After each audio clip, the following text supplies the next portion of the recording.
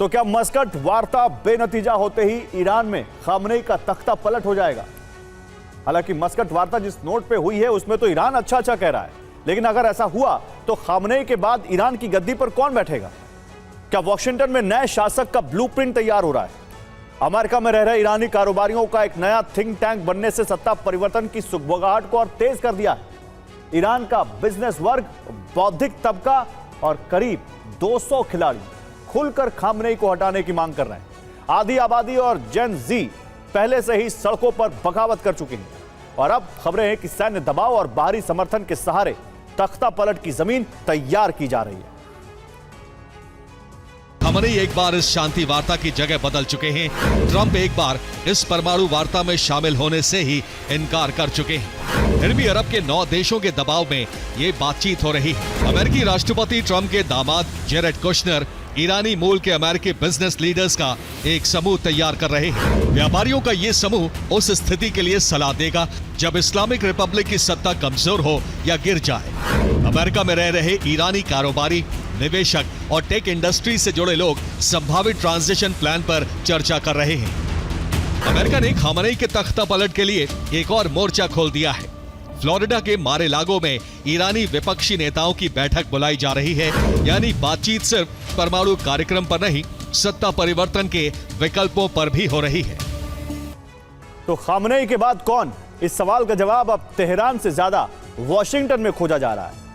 अब स्क्रीन पर एक के बाद एक 5 नाम, 5 चेहरे आपके सामने आएंगे और ईरान की सत्ता का भविष्य देखिए। पहला नाम है निर्वासित क्राउन प्रिंस रेजा पहलवी।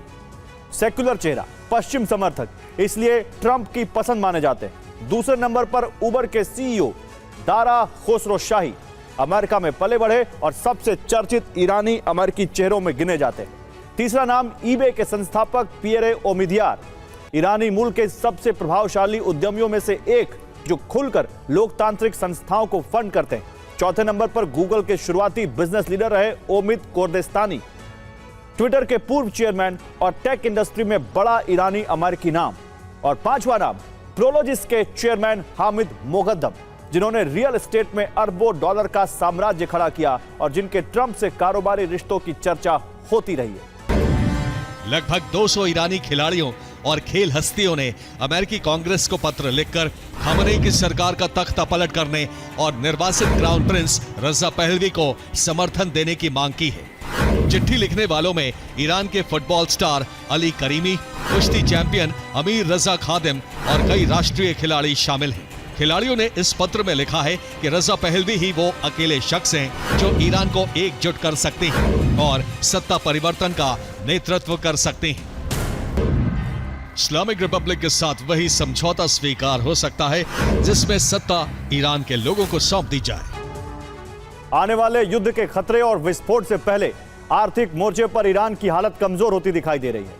अमेरिका ने ऐसा आर्थिक युद्ध छेड़ा कि ईरान में डॉलर की कमी हो गई और खामनेई की सरकार को नोट छापने पर मजबूर कर दिया। इसके बाद से रियाल लगातार गिर रहा है और ईरान में महंगाई बेलगाम हो गई है। यानी जंग सिर्फ मिसाइलों से नहीं, अर्थव्यवस्था से भी लड़ी जा रही है। और यह अमेरिका की पुरानी रणनीति है। यह वही रणनीति है जिसे अमेरिका इराक, वेनेजुएला और सोवियत संघ के खिलाफ भी इस्तेमाल कर चुका है। इन तीनों देशों में भी अमेरिका के पैदा किए हुए आर्थिक दबाव ने सत्ता और व्यवस्था को भीतर से कमजोर कर दिया। तो क्या ईरान के साथ भी यही होने वाला है? स्कॉट बेसेंट ने दावा किया है कि अमेरिका ने ईरान में डॉलर की कमी पैदा की।